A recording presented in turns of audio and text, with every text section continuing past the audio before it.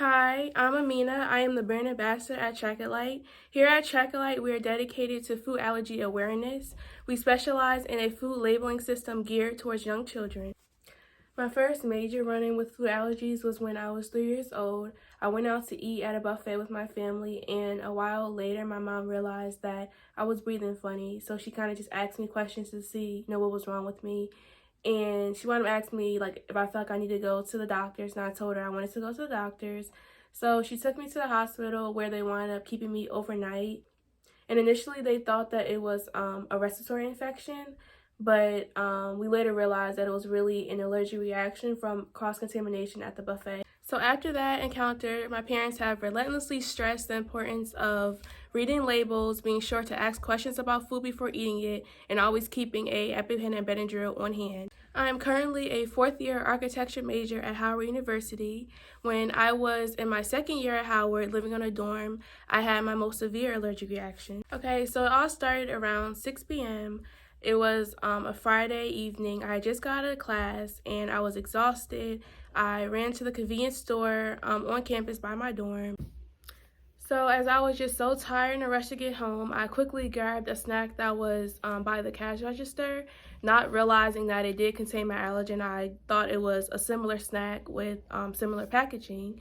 So I grabbed that snack. I went home to my dorm room. When I got there, my roommate had already went home for the weekend. Okay, so as soon as I began eating the snack with my allergen, before I can even begin chewing, maybe I was like one chew in at this point, I realized my mistake. So I immediately spit it out, ran to the sink to wash it out of my mouth.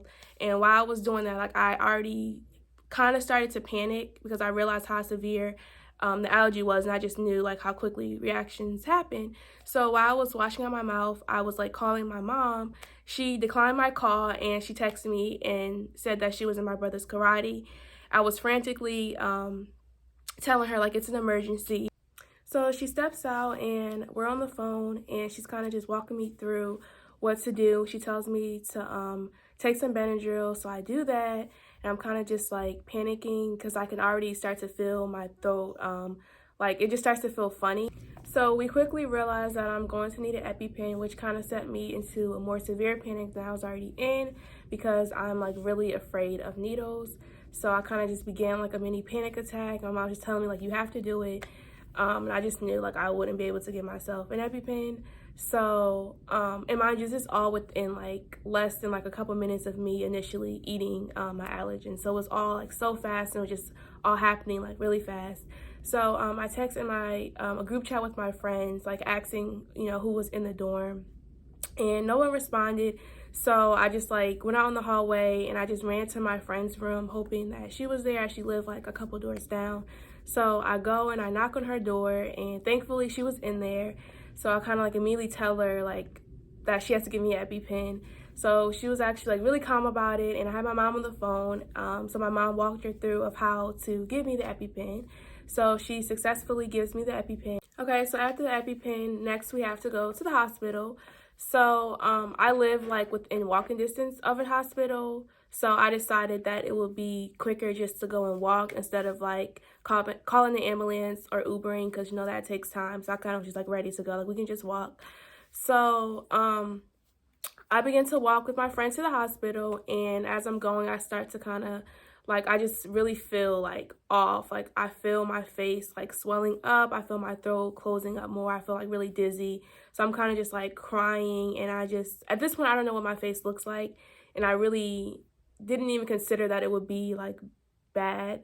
So I'm just walking and I'm kind of just feel all out of whack. I'm just trying to power through. I think it was kind of maybe I want to say a 7-8 minute walk to the hospital. So we get to the hospital and they're all kind of just looking at me whoa, and I'm just and they're just staring. That's once I fill out the paperwork and I'm back with the medical staff. So they're just looking at me and they're yes, it's a severe allergic reaction. So I'm kind of just how can they tell? Because I didn't really know what I looked like at the moment.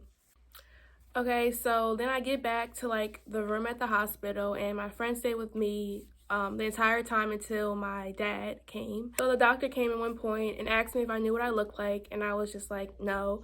So then he shows me on a phone camera my face, and I'm just I was so shocked, and I was kind of just like, why didn't no one tell me I look like this? I was just like I was so amused of how I looked, and I didn't even know that was possible. So that was just all from me not even like swallowing my allergen, like it just me barely eating it.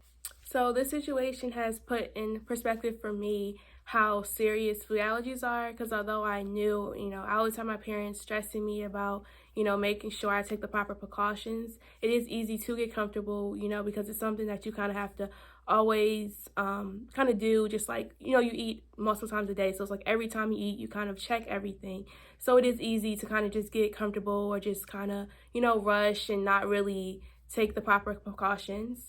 I think it is a common misconception that only children are easily affected by food allergies when, accidentally slipping up and eating an allergen or not knowing what they can eat. But without taking the proper precautions and carelessness that, results from being too comfortable can lead adults to be just as easily affected by allergic reactions. So it's really important to always read labels and be sure that you know everything that you're eating.